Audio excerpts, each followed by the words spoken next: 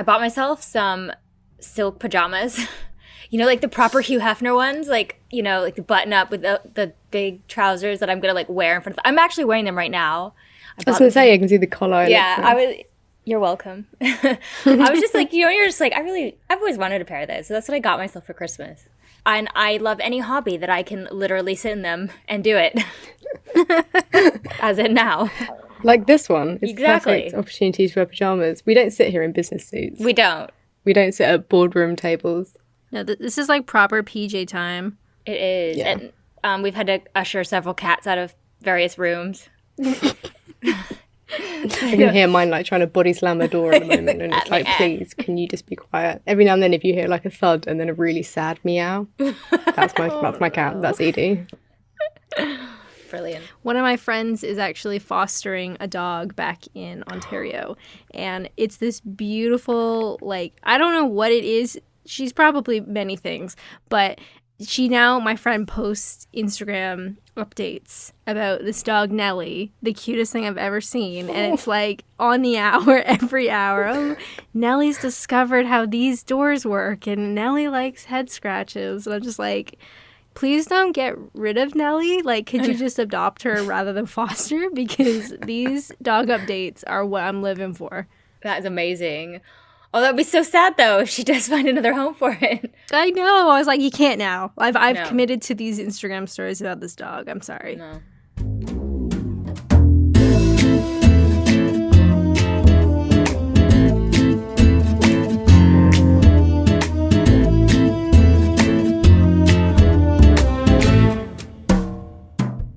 Hi, everyone, and welcome to Murder Friends, the podcast where three friends from 3 different countries talk about murder. My name's Alana, and I'm Canadian. I'm Anna, and I'm American. My name's Hannah, and I'm British. So sit back and relax. You're among friends, and let's talk murder. Now, I actually, over the Christmas New Year break, received not one, but 2 copies of My Sister the Serial Killer that Hannah talked about in a previous... I think it was best of, maybe? Best books you were reading that year? Yeah. Your reviews, your best of the year. Yeah, so I got 2 of them, which was quite nice. And like you said, I finished it in like 2 or 3 days. It was such a like... It's so good, isn't it? Yeah, it's such a quick, like, it's really easy to read. And it's just like a really interesting story that I had not read that sort of perspective before. So yeah, I have to say, I really agree with your book review. And if any, Anna, Thanks. You can take my additional Can I borrow one of 2 copies? Yeah, we can have like this little book club. I get really offended when people don't like the books that I like. So thank you.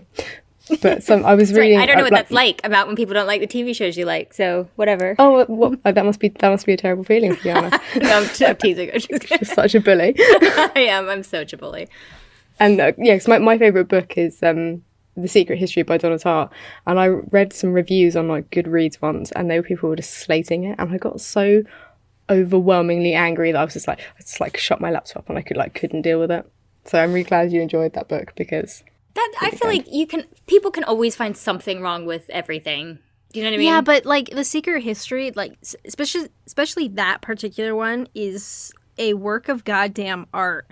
And the same with like, I went and saw Jojo Rabbit the other day, and I didn't really know much about it, just people were saying it was good. And I went and saw it, and I think it's like the best movie of 2019. And then I went online, like on Rotten Tomatoes, just to see like what other people were saying. And it was all like, this is such a bore, like so-and-so tried real hard, but this movie sucks. And I was like, y'all don't know what you're talking about, so why don't you get off the internet and get a better opinion?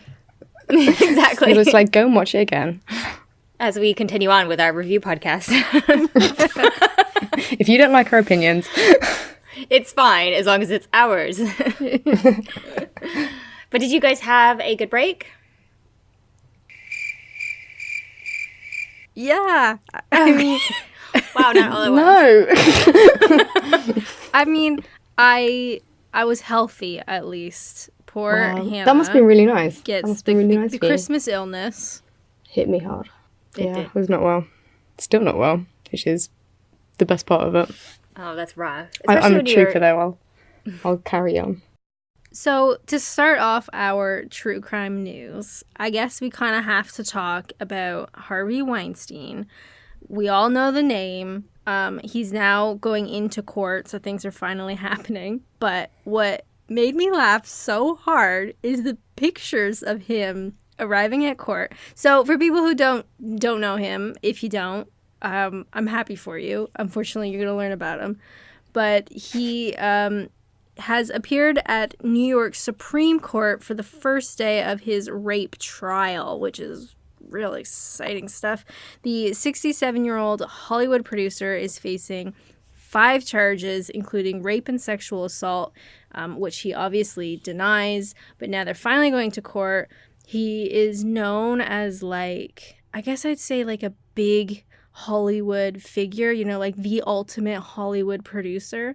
And you look at pictures of him arriving in court, and he has a little walker, which just killed me. And I think you guys might call it something different. In the picture, it says it's a walking frame. I've only ever heard of it as a walker. And it's got the little tennis balls The on tennis ends. balls, yes, it kills me. On the end. Yeah, we call it a walker in America too. Well, yeah. He's also looks like he lost like a lot of weight. He looks really ill, doesn't he? Yeah. And I think Anna will shared like a link on our Slack where we compile all of our shows notes and everything, and it came up with this little picture of him like hobbling into court on this little, I can't remember what they call them in the UK, like the walking thing, and it really reminded me of The Devil Next Door. Do you know when he was just like Yes. faked going into court when like looking all old and frail? Or And the it kind Golden of, like, State Killer. give you that kind of exactly, like Yeah, Golden he State did that Killer. too. Yeah, Yeah. all 3 of them. It was like really heavy-duty cases, and they all said, "Ooh, Yeah. but we're just frail old men. Look at us. Look how frail we are with our for tennis fuck's sake. balls." Harvey Weinstein's 67 years old, like you said. It's not like he's a frail old man. No. No, You he's guys, younger than my dad. And Yeah, same. Like, my dad climbs onto the roof to put up the Christmas lights every year. It's not like wow. They're actually, I'm listening to a podcast at the moment. Catch and Release? No, oh yeah, it's by started Ronan that one. Farrow. It's really good, and it's not finished yet, so maybe we'll review it once like it's done. It's very good, but it kind of he broke the sort of story open with that. He was the one that sort of did it, and he's like the son of Mia Farrow and Woody Allen.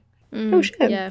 Ronan, yeah. Obviously, he does address the obvious elephant in the room with Woody Allen in it as well. But he goes over like the case a lot, like the evidence or what he discovered, so much more. So if you guys, I recommend. It's not done yet. I think they've only done 4 episodes and took a break. But if anybody's interested in learning more, it's very well done. So check it out. Yeah, that's great. Cool. So speaking of another like bag of crap, Robert Durst. He's been in court on trial for the murder of Susan Berman, who was his supposed best friend. Have either of you ever seen The Jinx? It was about, I don't know how many years ago, maybe 4 or 5 years ago, I think it was out. It was like a docuseries. Yeah, I think I saw it when it did like come out, or it'd been out for a little while. But I don't really remember much about it. Yeah, there's a few things. So his first wife disappeared under like mysterious circumstances, supposedly. Obviously, he's kind of always been like a suspect. And then, so he comes from a really wealthy family, the Durst family. They're, I believe they're like billionaires. Again, I saw The Jinx, but it has been a few years. And he's kind of the black sheep of the family. He was then his, not a roommate, but his neighbor down in New Orleans, I believe, was found in pieces in bags in a river or a lake. Do you remember that? And essentially he got out of it. He was tried for the murder, but was acquitted because he said he did it in self-defense.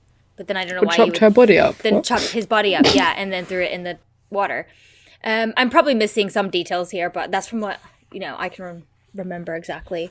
Then his one of his best friends, Susan Berman, for a long, who he had lived in LA and he used to visit a lot. She was killed, and a note was sent to the police saying where to find the body.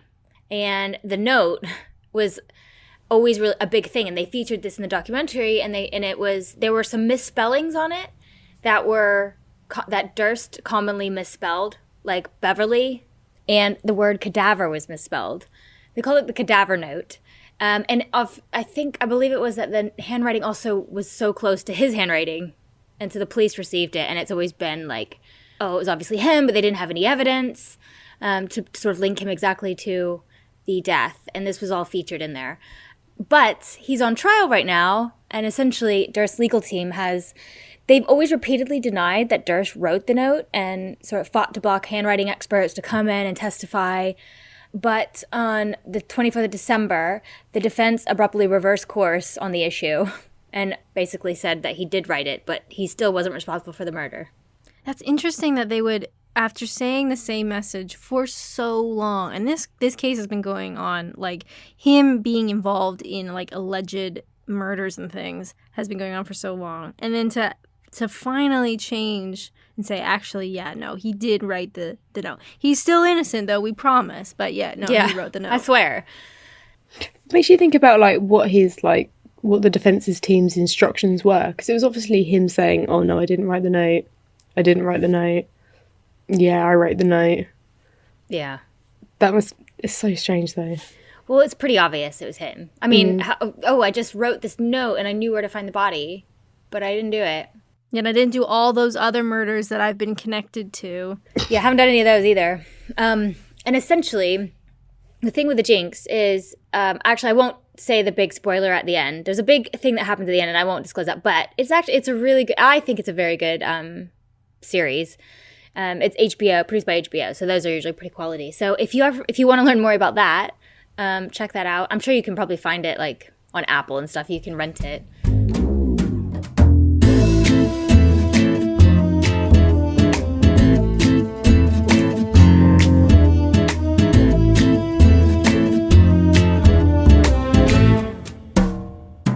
So for one of our true crime reviews this week, I really wanted to talk to you guys about Detective Trapp, one of the new podcasts that I listen to. Have either of you guys listened to it yet? Yes. Yes. Nice. Okay. So this is, I don't know, I've been in sort of a funk lately with these types of podcasts where I'll start them and then I just can't finish it. But Detective Trapp is one of those ones where the story is so... it sounds really morbid to say interesting, but it is very interesting. And I think the podcast itself is such a high quality that it's so easy to binge once you get going. So I thought, I wasn't really sure how I wanted to sort of recap this one because there's so much detail. So I've taken some information from the LA Times, who actually produce the podcast. And I'm going to get us up to, I think, maybe the big twist, and then we'll leave it there. Just in case if you do want to listen to it, not the whole thing's gone. But it is such a high-quality podcast. These guys are the ones that do Dirty John and Room 20, which I both really liked. So if you want a good podcast, by all means. Is it Wondery that do them? Yeah, they're They're like the company head... that run it. Yeah.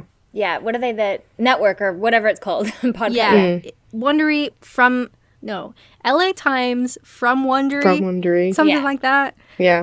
So, like, not all Wondery ones are LA Times, but they are those, yeah, no, exactly. No. So, this is a Wondery also produce some, like, really, really good high-quality podcasts, don't they? They do, So yeah. that shows you, like, the level that Detective Trapp's at, I think. Yeah, absolutely. So, Anaheim police detective Julissa Trapp, 37 years old. Basically, all you need to know is she's a badass bitch. She is so interesting throughout this whole story, and there's so many like details about her. There's this one bit that I really liked where they're saying she developed some nicknames over the time from being in the police force and then being a detective. So one of her nicknames was Hurricane Julie, which referred to the force she became in the thick of a case. And she was also nicknamed the Cape because she flapped around like one, trying to hang on to the neck of a suspect twice her size who objected to his arrest. Oh, I love it. So I think those kind of like set the scene of what she's really like. And the podcast really does go back into her sort of story and how she gets started and stuff. But for the sake of time, we're going to have to skip right through. So this story actually starts before Trapp is even aware, and women begin disappearing in the Santa Ana area in fall of 2013. Most of them, if not all of them, were sex workers. So as we all know, unfortunately, a lot of it went unnoticed, and they weren't necessarily connected because there was no reason to believe that they would be connected. It's sex workers who had gone missing. So we have Kania Jackson disappeared on October 6th rather. She had just turned 20. About 18 days after she went missing, Josephine Monique Vargas went missing. She was 34. 20 days after Vargas's disappearance and 37 days after Jackson, we have Martha Anaya. She goes disappearing. She goes missing, or you could say she disappeared. She was 20. She was 27, a local woman with 2 daughters. So this is all sort of fall 2013. We jump forward to March 2014, and Detective Trapp is sent to a Republic Waste Services, basically like a giant dump, where they believe they find a young woman's body. And unfortunately, there is a woman in the pile of trash. And so as you can imagine, like the worst possible crime scene location, because she had all these injuries, but was that caused how she died, or was that caused in getting her there? And there's just garbage literally everywhere. So basically they decide, okay, we need to just collect trash about 30 feet in every direction of this body because we have no idea if any of it's useful, which I can't even imagine. The main idea is that they are looking for addresses that were in the trash where she might have been disposed of. So like receipts and really minute things like that, which is insane. So at this point, Trapp's partner, Lynn, sees something. He finds a tube of acrylic sealant labeled Trem Glaze. It is the only thing that has a hard surface sort of in her area, so the only thing that could have a clean fingerprint. So on the basis of that, it's kind of near her, and it's kind of a hard surface. He decides that he's going to bag it, and they're going to see if they can get prints, which number one reason why I could never be a police officer, because I would not think of that. Like, oh my God. When Anaheim police stop suspects, they record all their tattoos and like identifiable body. God, I don't want to say body. I want to say body bits. That's not what I want to say. Identification, whatever. You know what I'm trying. Okay. Anyway. We know what you mean. Yeah. Yeah. You know what I'm saying. They quickly identify the victim as Janae Estep, 21. Probably didn't pronounce that right. I'm very sorry. The only reason they had that information was because they had actually detained her a year before on suspicion of prostitution, and she had a tattoo on her neck, so she was able to be identified that way. At this point, they sort of talk about they hadn't really ruled out the possibility of some sort of connection between Estep's death and the disappearance of the other 3 women, because they had all been working as sex workers. They had all kind of been in a similar area. The likelihood that it was going to be somebody who knew each victim, right? Like we know from watching all of our true crime shows that it's primarily somebody who knows the victim. So the likelihood it was a serial killer is just statistically unlikely. What blew my mind, that acrylic sealant, so they get it examined, and the detective's hunch has been right. It does have a fingerprint, and what more, the fingerprint matched a local man whose prints were actually on file. So this whole case is full of like police work and detective work that it just blows my mind. The level that you think you find a body in a dump and that's it, like that's a dead end. But the fact that they're able to like piece all these things together is insane. So the guy they find the print to, he's a window installer. So they go to his mobile home park, and he lives, I guess, near the area in Santa Ana. It's all very connected. So he says, yes, they use those types of tubes, and the body was actually wrapped in this type of tarp, and he confirms that that is the tarp that they use on jobs. So now they're getting like the fact that that fingerprint actually is connected to the case as well is unbelievable. And what's super eerie is while they're canvassing the area, Detective Trapp learned that a man was living in this old Lindy camper on site. And one of the business owners actually said, like, he's kind of creepy. And the camper worked for Boss Paint and Body, which is like just a narrow alley away from these window guys. And she sees him, and he's just like a boring-looking white guy. They say he's just, a bland-looking guy in glasses, medium height. And he is watching them as well, but he's not really part of the equation at this point.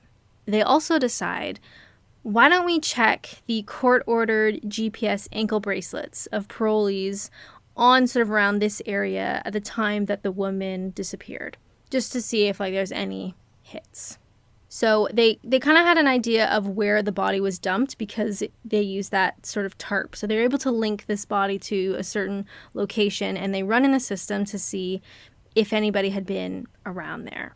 Detective Trapp had worked in sex crimes before, so she knew all these people and was like, hey, I need you to run this on the very slim chance that something actually comes from it. And it turns out there were 10 known sex offenders in that area.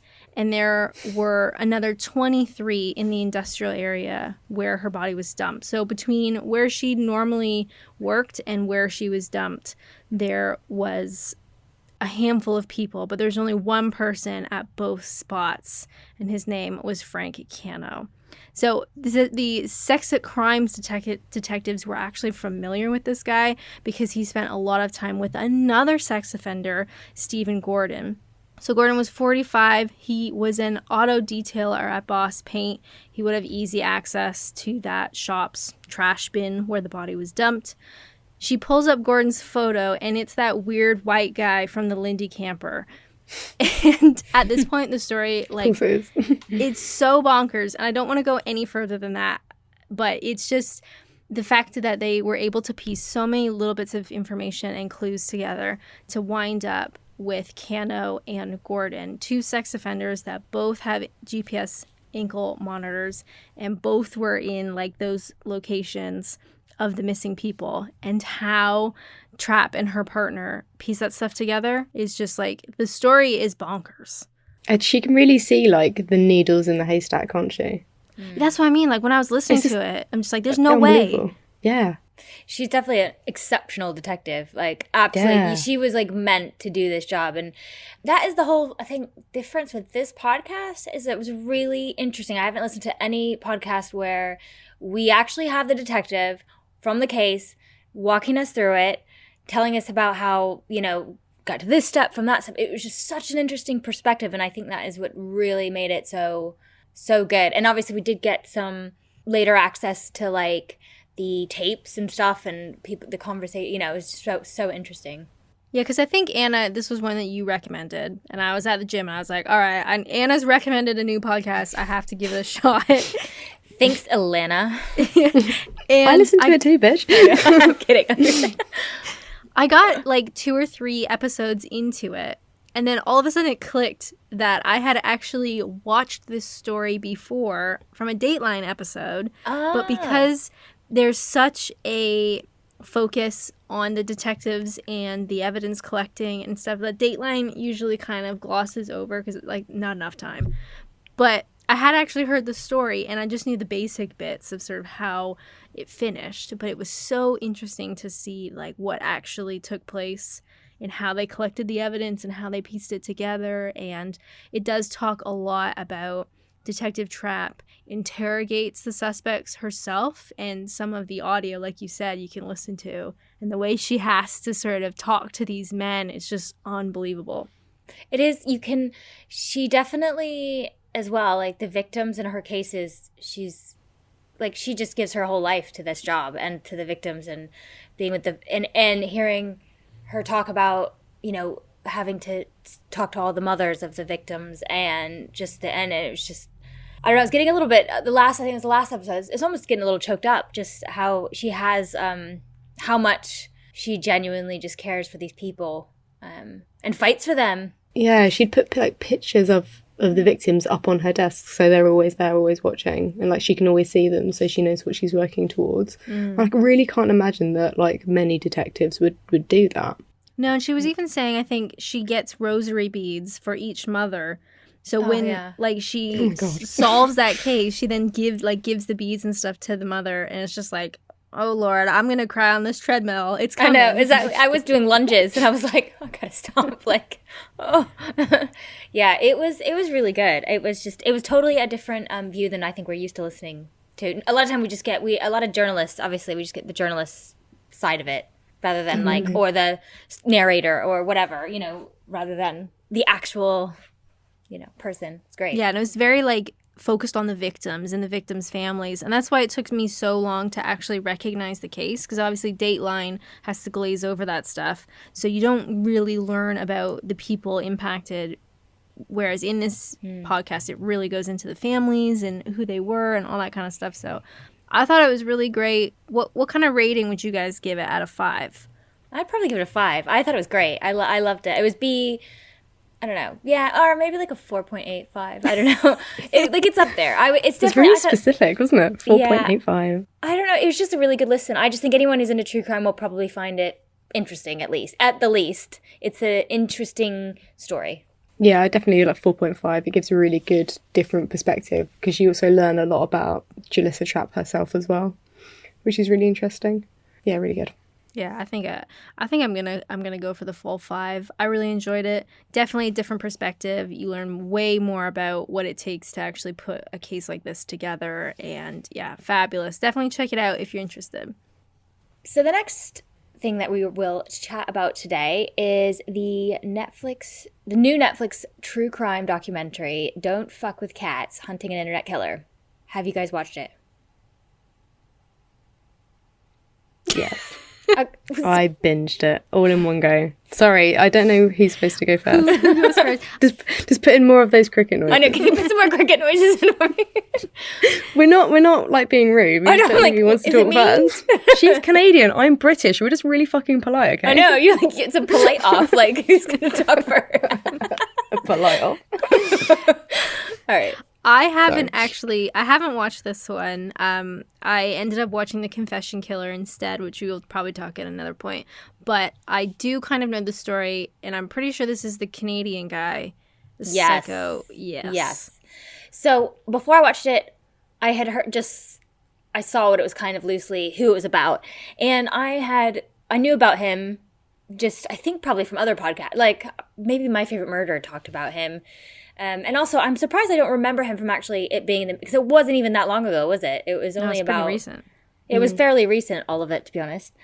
But I had no idea, and I think you should still. We're gonna talk to you about it, but I definitely recommend you go back and watch it at some point because it's very good. All right, so the series tells the story of one of Canada's most infamous crimes, the murder of Lynn June. The first episode begins with us being introduced to Deanna Thompson, a.k.a. Bowdy Movin', and John Green, who are two, for lack of a better word, internet nerds. They kind of say that they are. And they kind of narrate us through the story, and we hear it from that perspective. And I have to go back and say, Bowdy Movin' is Baudi space Moovan. So that's her online alias, and it's from the Beastie Boys song, Body Movin', which I've now had stuck in my head ever since I've watched the show. Yeah, I had to put it on my phone just so I can hear the song. It was so stupid. Yeah, but I loved it. I actually thought that was quite clever. So that's kind of, she does reveal her actual name as well, which is Deanna Thompson. John Green, the other one, that is just a pseudonym. Pseudonym? What is that word? Pseudonym. Yeah. Okay, there we go. In 2010, a video was posted on the internet of 2 kittens being killed by a man whose face is not shown on camera. The video went viral due to the outrage, obviously, and that is when the 2 narrators of our story join a Facebook group of other internet sleuths who aim to track down the kitten killer. Now, I know that they didn't actually show the video, but I still hid my face under the blanket every time. Aww. Because they showed clips from it. Did they? And they weren't the worst parts of the video, but there are no good parts of the video. No, it's horrific. Yeah. And that's of all of the videos. Yeah. It's bad. It's not good. It's very, very bad. And so it starts out, and it circulates around about how horrific, and they want to track this down because obviously, as we know, even from last week's episode, for the McDonald triad, whether it's true or not, one of the key points, which most people probably still think is true, is cruelty to animals. So I think it was alarm bells for some people in that they were like, wait, whoa. Like, if somebody's doing this, who knows what else he's up to? Yeah, and I think, like, escalation is a big deal.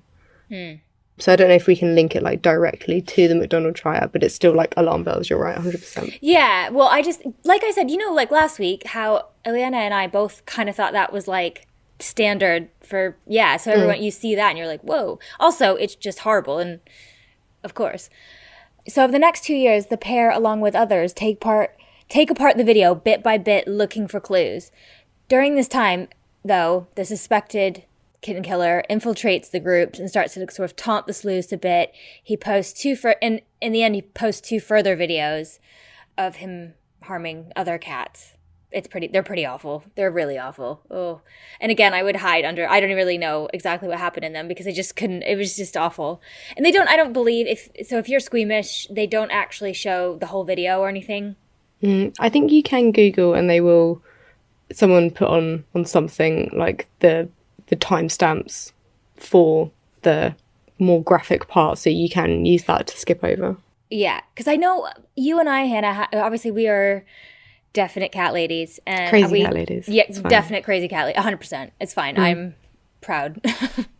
I am who I am. Yeah, exactly. So we were kind of chatting before because we're a bit like squeamish maybe we're unsure about watching it. I'm a dog lover, so I'm perfectly okay watching this stuff. Not that you want to see kittens getting hurt. Cats are nothing to me.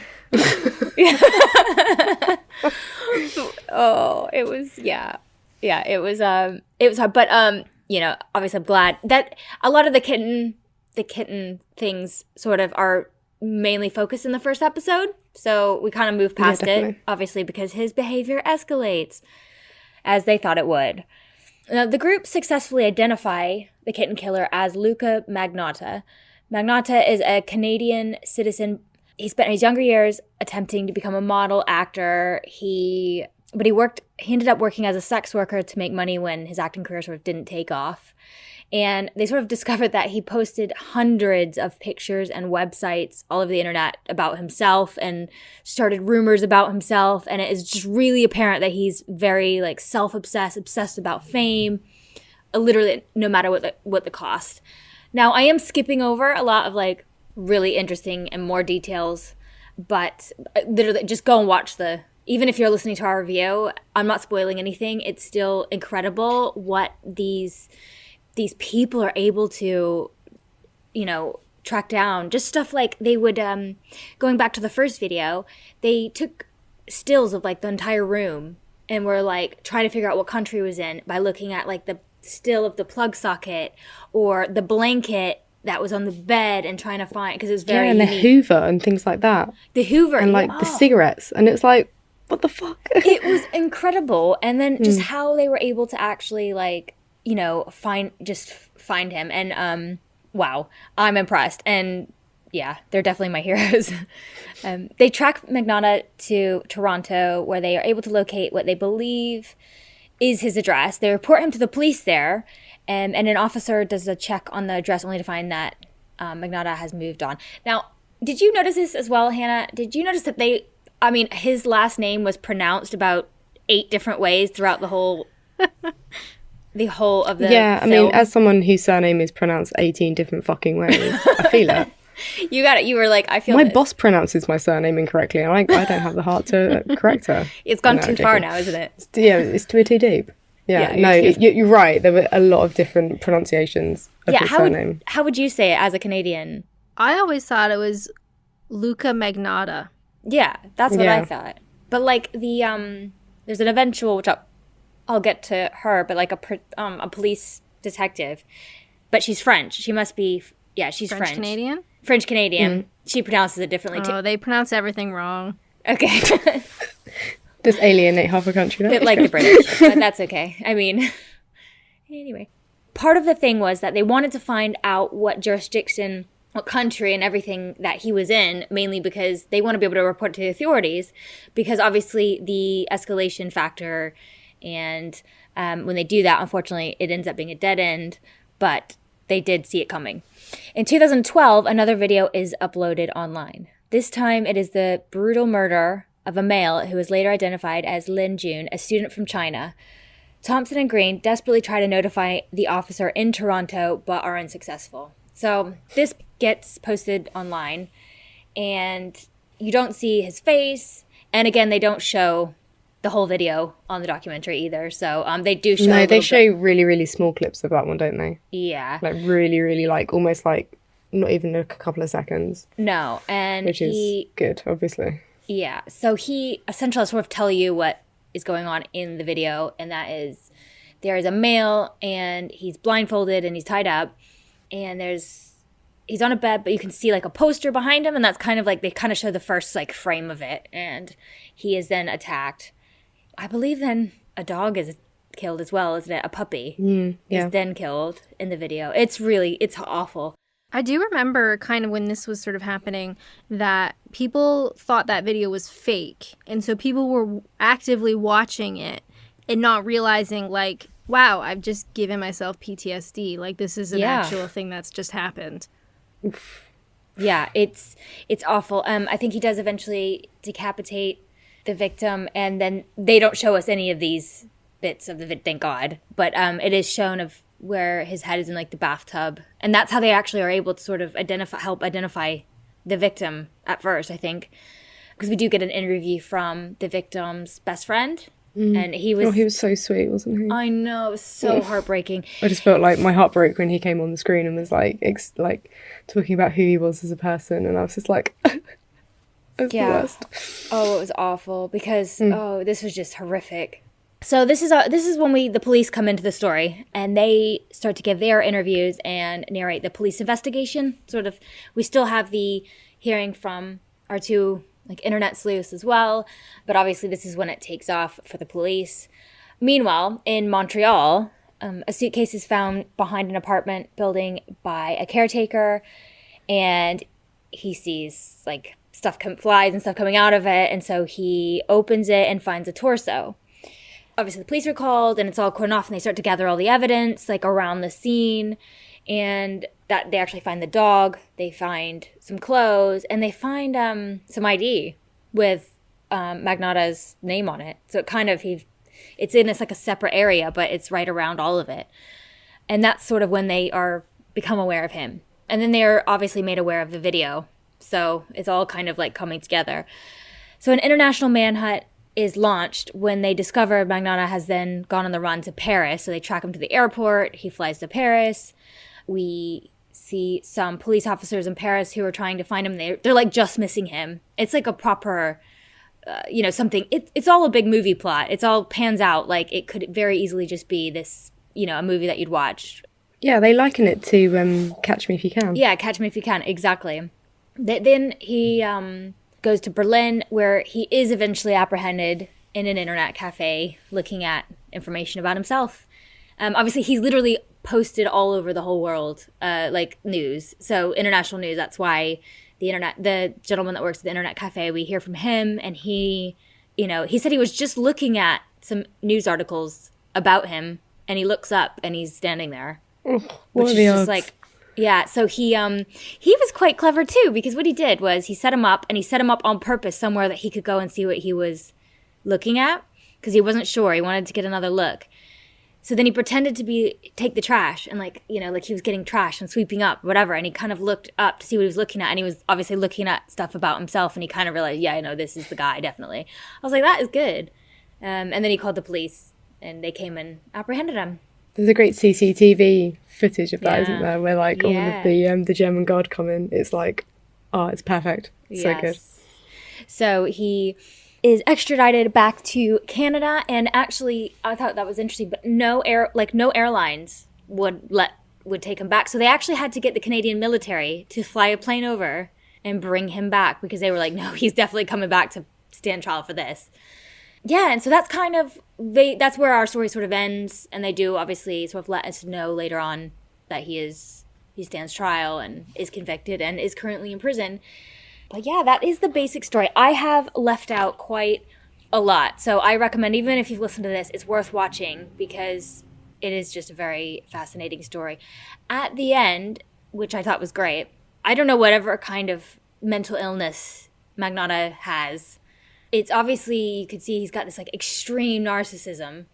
He was with it. He was smart because he was leaving clues and breadcrumbs. It was like a movie, what he was doing with the people on the internet, and even with the police at the end, what he was doing with that. It's like he had set up all this for years before that. Like he knew exactly what he was going to do, and they said that he had been obsessed with the film Basic Instinct. If you watch, they were able to sort of show all these different things that he did that kind of line up with the plot of the movie. Jeez. And like it was even to the point of like when he was in an interview asking for a cigarette and crossing his legs. Like yeah, it was wild. I think for him as well too, it was very much not necessarily, I don't even think he wanted to get away with it. I think it was, how can I make the biggest splash? How can I taunt people? And how can I like leave these breadcrumbs? And then if I get caught, you know, I'm assuming that I will, but then I'll have this big trial and I'll be infamous, right? Because he couldn't be an actor, he couldn't be a model, but at least he could be famous in Canadian history. Absolutely. Definitely, I think you hit the nail on the head there. That's exactly what it was. It was all planned out. Like it was pretty, like, you know, he was always going to get caught, I think too. I think he wanted to get caught eventually. Yeah, he liked the chase, but yeah. So we do hear from his mother, which I do feel like she was just in denial completely. Yeah. But even she had like a box of like keepsakes of his, and even in there was a key ring, and it had like a little Basic Instinct movie poster on it, on the key ring. Oh, and she was just like, oh, he was just so obsessed with this film growing up, and it's like, oh, it's what's happening in real life. Yeah, it was they also, what his defense, he was trying to say that he when he was a sex worker, he'd been sort of controlled by someone named Manny and made to do all these things that he didn't want to, and kidnapped and beaten up and bullied and all these things. Obviously, there's never been any actual proof of Manny existing, but it was like a background he had like made for years. Even you really have to watch it. It was wild, and the fact I think at the end his mom's like, no, you should be looking for Manny. It was him. He made him do it, and he was there. He had to do it, but then they discover that Manny, if you look at Basic Instinct, I don't know if you guys know the premise of the story. Have you ever watched Basic? I haven't watched it in years. I have. Yeah. And Sharon Stone, like abusive ex-boyfriend, his name was like Manny, so they were like, yeah. That's where that comes from. That's where that comes from. But I have to say, when I started watching it, I had to like force myself to go to sleep because it was very fascinating, and it's a horrible story, and I do feel guilty that he is now getting more fame. This is what you know. I almost wish they hadn't made this because this is probably just fueling the fire that he always wanted. But it was very well made, in my opinion. What would you guys rate it out of 5? Oh, 5. Yeah, 5, hands down. Yeah. Yeah, it was if definitely not higher. Yeah. Yeah, if I could go higher, it was like like 10. Yeah, I have to say it's one of the best true crime documentaries I've ever seen. Yeah, and it's only in like 3 parts. Yeah. It's like 3-ish, maybe just over 3 hours. Really good, really good. Also, if I ever go missing, get Body Moving. I will get Body Moving. Oh, get Deanna Thompson in. She's going to be like, I know that plug socket, and he's got that Hoover. She's a badass. She was so cool. She's just so cool. Brilliant. I hope they should literally hire her as like a as part of the police force, just to do like what she was doing on the internet, like the stuff they were hunting down and the stuff they were putting together. It was just amazing. It was so good. The fact that it was such a cool perspective. I know that really like the people on the internet sleuths, they didn't necessarily solve the case because he kind of led the police there too. But they had it figured out before the police did, and they were trying to tell the police. But it was such an interesting perspective. I've never seen, the way it was told is kind of, just like Detective Trapp, that was another perspective that we don't see often. This was just so well done. It wasn't your typical true crime documentary where you just get interviews from like the police and then the defense attorney kind of, Yeah. So fabulous. Weird crime time. So we've talked about rapists, we've talked about murderers, we've talked about people killing animals. So we're going to lighten the mood with a nice weird crime time. So this is from an article in the New York Times. We'll put the link and everything on our website, as with all the sources from this episode. We're going to go to Las Vegas for this one. On the 5th of December, a gentleman named Bobby Lee posted a 12-second video to his Facebook page that goes viral. The subject of the video is pigeons, and those pigeons are doing everyday pigeon things, pecking around, being pigeons. But these pigeons had a little something special going on. These pigeons were wearing tiny cowboy hats. Amazing. One had a little red one on and one had a little grey one on. And we'll post a link to the video. I think it's on the New York Times website. But he's just so ecstatic about it, and he's like, "The birds have hats, bro!" And it's so like joyful. Wholesome content. It's so wholesome. It's absolutely brilliant. So some people suspected that the cowboy hat wearing pigeons were connected to the Wrangler National Finals rodeo that was in town, but they denied all involvement. There were more sightings of the pigeons. There was an unverified report of a pigeon in Reno also, and I wrote, similarly attired. The Las Vegas police noted it didn't appear to be a police matter at this time.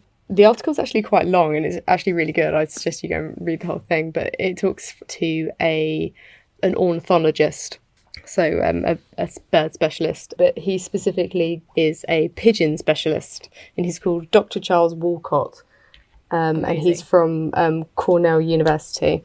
He said, "They seemed to be happy little pigeons.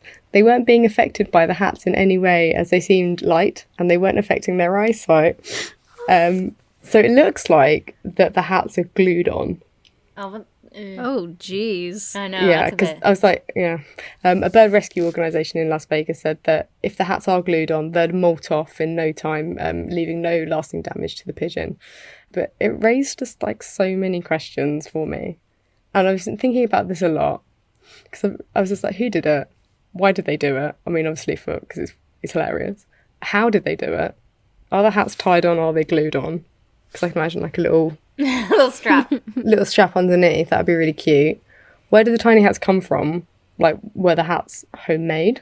Did someone sit at home making tiny cowboy hats for pigeons? It's just great. It brought me so much joy. I remember seeing the picture. I think it was on Twitter, and it had two of them with the little hats on, and I snorted so goddamn hard. It's like, I've never seen anything more beautiful in my entire life. And yeah, somebody made those by hand, 100%. Definitely.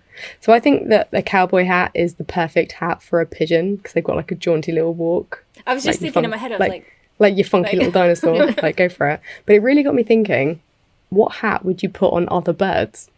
So I was thinking like a robin in a top hat. Of course. Would be exquisite. So I'd really like to know people's like bird hat combos.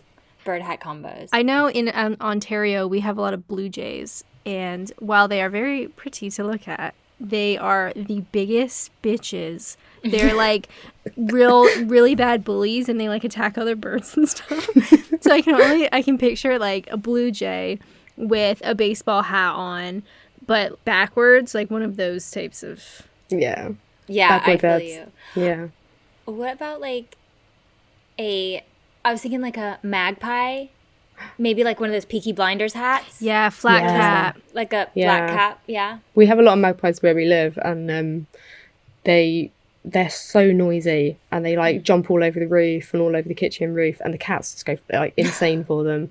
And they really try and like razz the cats. They'll like flap in the windows and then flap away and then like come back just because the cats just like smashing themselves against the window. That's amazing. They taunt them. Yeah, they're great. So yeah, I can imagine like a magpie and little flat cap. That'd be hilarious. Little flat cap.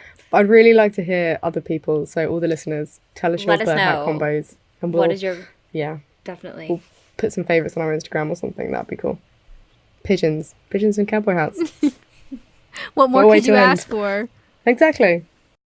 So I think that's all we have for today. Please check out our website, murderfriends.com, where you can get some extra content or check out our sources or the articles we've chatted about today. Send us an email, murderfriendspod@gmail.com. Let us know what your birds with hats would be. We want to know. Follow us on Instagram, murderfriendspod, and Twitter, murderfriendspd. And I think we'll talk to you later. Bye.